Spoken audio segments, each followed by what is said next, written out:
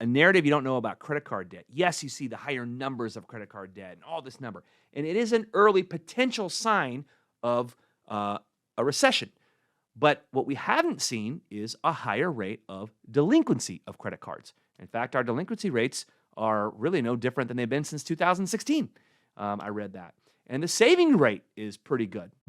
Get ready for a new episode of KP Talks Dollars and Cents. Learn financial literacy and get real-time updates on all things housing, finance, and real estate.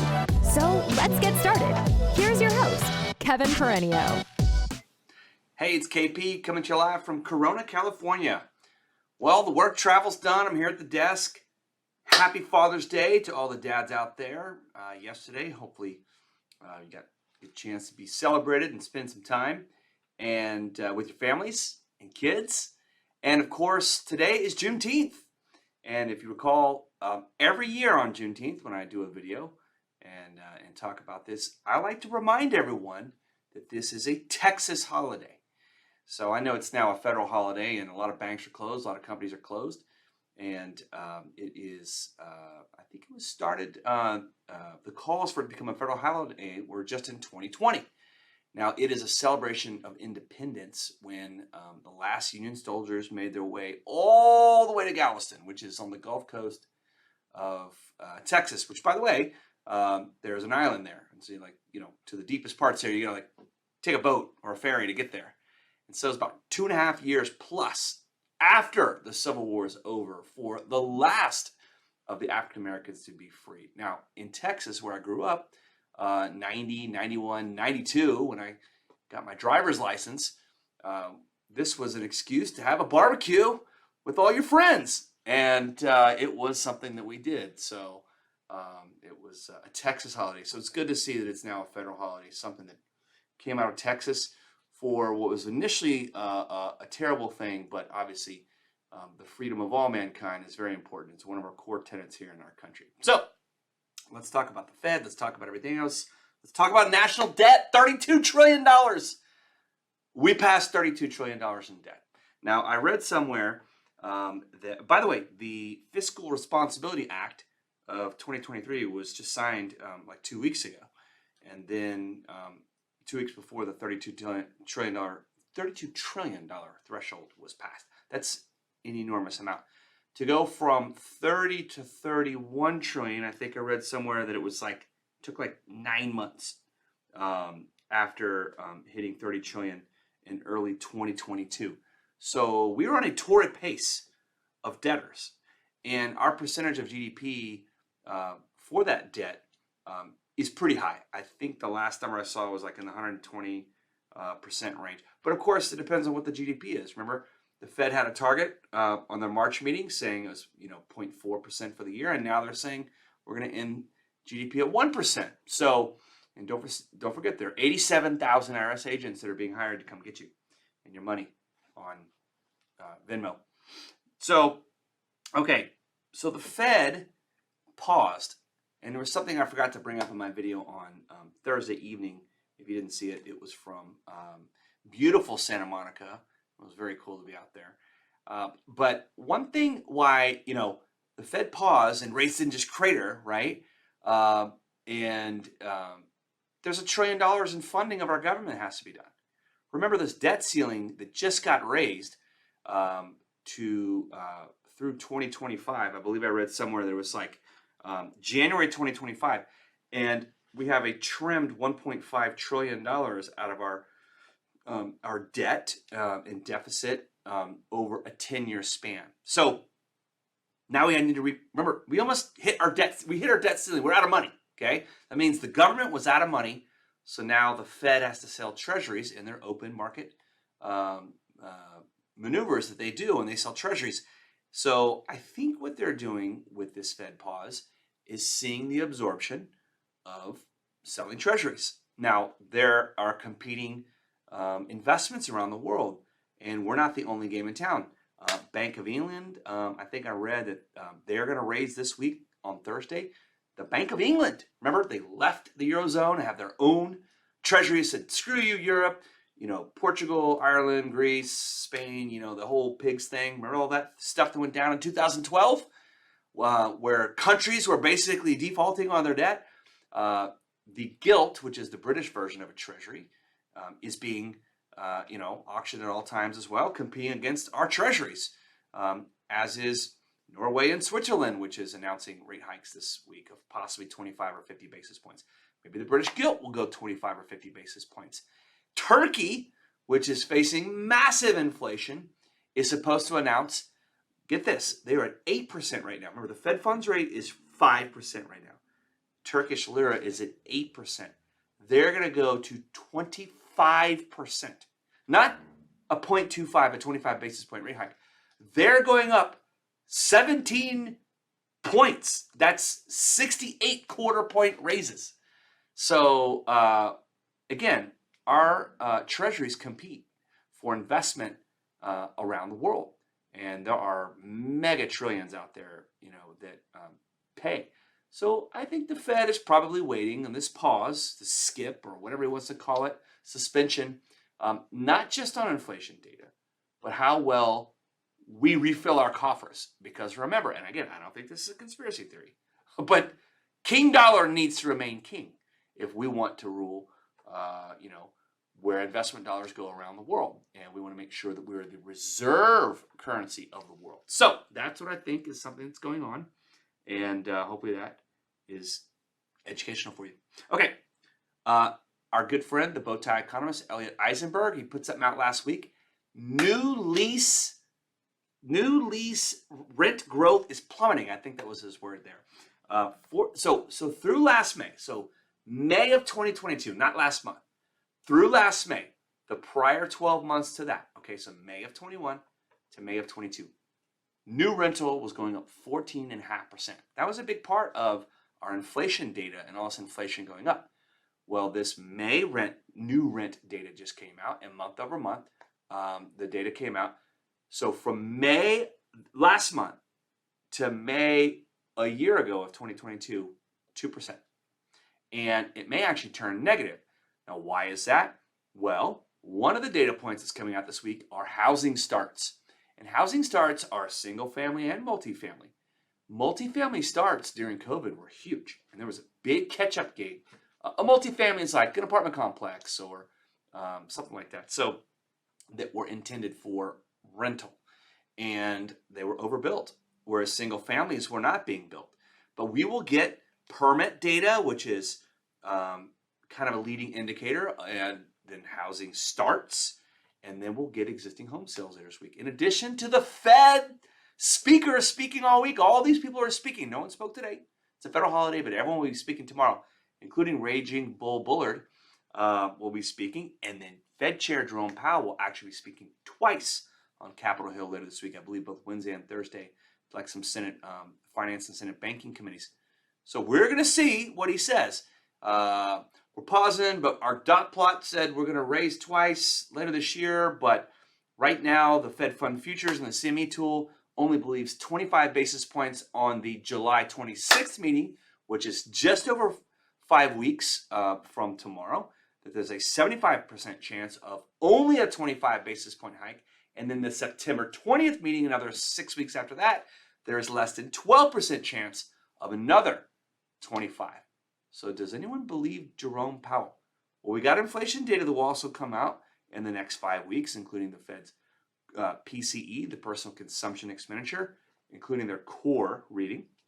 And we'll get some more CPI and PPI reads as well, with a smattering of data all throughout the next 5 weeks, including the Fed and all their members speaking tomorrow.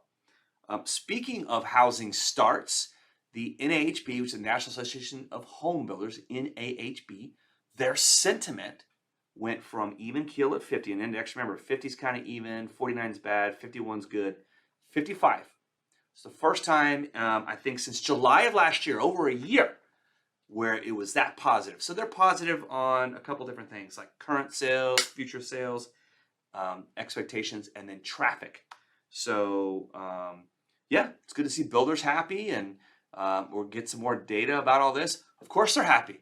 There's not enough houses for sale, even at these elevated interest rates out there, high 6% range, 7% range, to absorb all the demand.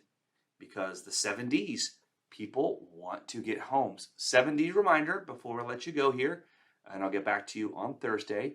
Deployment, because we put our veterans first, because they put us first, and they put it all on the line. These are all life events that cause demand for people to put a roof over their head, regardless of the rate. Deployment, diamonds, you get married, diapers, got to have another room, debt, got to take out some cash, divorce, I say debt again, but we'll take that back. We'll say downsizing and debt. Steal that, use that, sell that. Buy now, refi later. Tell everyone. Cheers. Hey, it's KP coming to you live from Corona, California. Got a new part of the team here. Someone named Chris Weher, you may know from Cleaver Creative, sent this to me, so we're going to try it out. I hope it sounds good. I don't really know. I'm messing with the volume here. I'm not sure if this is going to work or not. It's in the face here, but we're going to try it out. So I appreciate the feedback. Welcome to summer. Summer solstice was yesterday, and at approximately 7:57 a.m. Pacific time, we were full tilt towards the sun, and every day gets shorter going forward from that moment, and we start tilting back the other way. So the Fed hath spoken, and that's all the rage as we go into the summer, and the spring purchase season is officially over, I would say after the fundings of this month for sure. And the Fed has been very hawkish. And so everyone is talking about the Fed and their fight against inflation and the pause or the suspension or the skip or whatever it is. But he was on, in D.C. on the Hill and talking to Congress and telling them, hey, this is what I'm up to. We want 2% target for inflation. We think the core PCE is too high and stubbornly high, and it's going to be higher for longer. But we're going to sit around and wait. What are they waiting for? Why is the pace of them pausing and even deciding to potentially raise again in this fight against inflation, which has to do with mortgage interest rates, which certainly help create more demand, even though we're undersupplied at the moment. And I don't think that supply would get better if rates went down. It's usually quite the opposite. But everyone is waiting to see what the Fed is going to do and how that's going to play out for the rest of the year. So the Fed basically, Jay Powell and some other Fed members were speaking all week. So this is like they speak the week after they go out and have the Fed Open Market Committee meeting. Now, what's interesting is, I did a video a week ago from Santa Monica, and I brought up an interesting point, what the Fed might be looking at. Remember, we have $1 trillion in treasuries to sell across the globe to replenish our budget, which is higher now because even though the economy has slowed and a lot of us have dealt, especially here in housing, have dealt with the recession, especially the last half of last year, our government's spending more to the tune of $1.5 trillion more. So neither party wanted to cut any of the discretionary spending. There's a lot of, just automatic spending that's in there, stuff for the Pentagon, like that $6.2 billion accounting error. That's like marking to market your assets held for maturity, or if I marked it and sold it, would it be worth whatever? Anyway, so accounting can be funny at times. And so $6.2 billion really is a drop in the bucket, sadly. But no one on the Hill has the guts to tackle fiscal policy. And they've kicked the can down the road again. There are some things that you cannot ask in the Federal Open Market Committee Q&A with Fed Chair Powell. Now, Barry Habib does a good job of bringing this up, and I've been hearing this narrative for quite some time, especially since the rate hike cycle has started. Can't talk about the inversion of the yield curve. Can't really talk about the money supply, which is negative, which is coming down, and you can't really talk too much about government spending. So when I say you can't talk about it, if you're a reporter that's asking Powell certain types of questions, apparently, you get booted out of the room. And the inverted yield curve is one of them, which the Fed does control. They can control market rates based on what they think the neutral rate is versus what the market rate is out there. I read something in Les Parker's TMS Spotlight.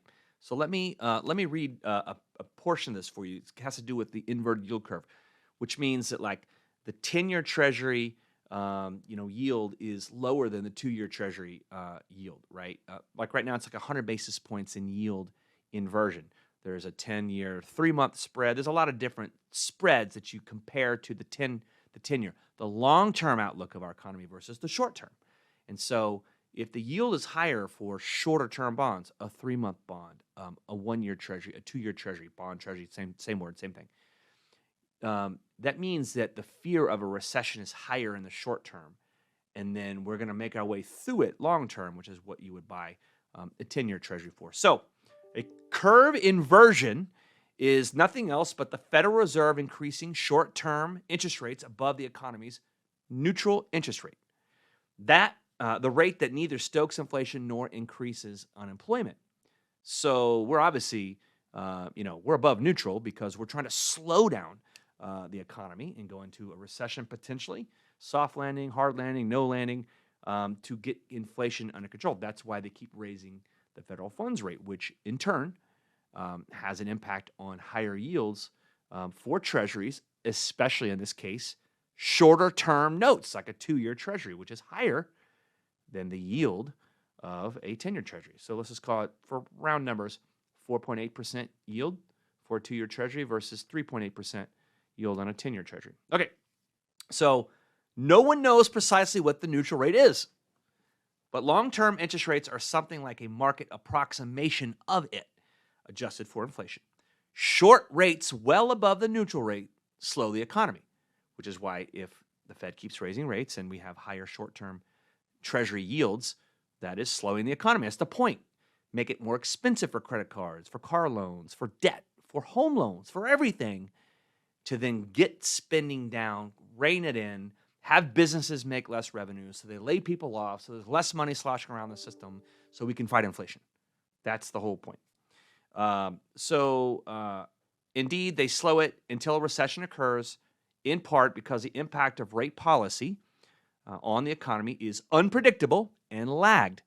So policymakers tend to stay tight for too long. That was a quote from Les Parker's TMS Spotlight. So the pace at which we raised the 500 basis points in, like, I think 10 meetings was torrid. I mean, it's never been go from 0 to 500 by the Fed. That pace has the Fed worried, so they say, which is why they paused to see what the lag effect is of that more expensive credit everything has on the economy. So far, in their opinion, the banks that got crushed in March was an orderly wind down. However, the FDIC insurance fund is out of money, so they got to replenish that. We passed $1.5 trillion in extra spending. Our debt is at $32 trillion. And so even though they're raising these rates, there's still this government spend that's out there with the bill that just passed by the Biden administration, which added more government spending, which is giving a boost, which is maybe why the stock market's ripping right now. I don't know. Plus, earnings are pretty good for companies. So we haven't had a real slowdown yet. In fact, the Fed raised their GDP target, their gross domestic product target, from 0.4% from the March meeting to 1% GDP for the end of the year. So, by the way, speaking of spreads, we're not going to talk about the inverted yield curve anymore. We're going to talk about the spreads between the 10-year Treasury and the 30-year mortgage. That actually tightened. So we got some more certainty that we're closer to the end of the rate hike cycle, even though we don't really know if we're going to have another rate hike.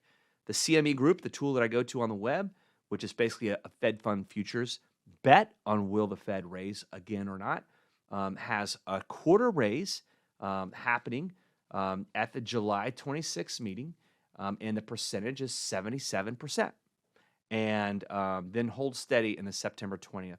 So the mortgage spread, because of that kind of certainty, because we think we're closer to the end of the Fed hike cycle, because we did actually pause, even if there is another quarter, the spreads and the volatility are starting to come down between the 10-year Treasury and the 30-year fixed mortgage. So that's good. Plus, people are used to higher rates now. If you need a house, you're going to buy a house. You're going to pay the going rate. So I thought it was interesting to see that 30-year mortgage and 10-year Treasury spread tighten. Okay, so let me talk about one more thing real quick. Talk about a narrative you don't know about credit card debt. Yes, you see the higher numbers of credit card debt and all this number. And it is an early potential sign of a recession. But what we haven't seen is a higher rate of delinquency of credit cards. In fact, our delinquency rates are really no different than they've been since 2016. I read that. And the saving rate is pretty good. That's been, it may not be as high as when we had COVID money coming our way, the stimmy checks, remember that? But the savings rate is still historically about what it's been. So those are potential cracks, but they haven't shown up yet. Thought it was worth mentioning because all you're seeing is the narrative of how all this credit card debt, blah, blah, blah. You got to have defaults on credit cards, and we haven't seen that yet. Soft landing still, or no landing. Jobless claims came out a little higher, 1.78 million. Continuing claims. We'll see if that labor market cracks. Have a great weekend. Cheers.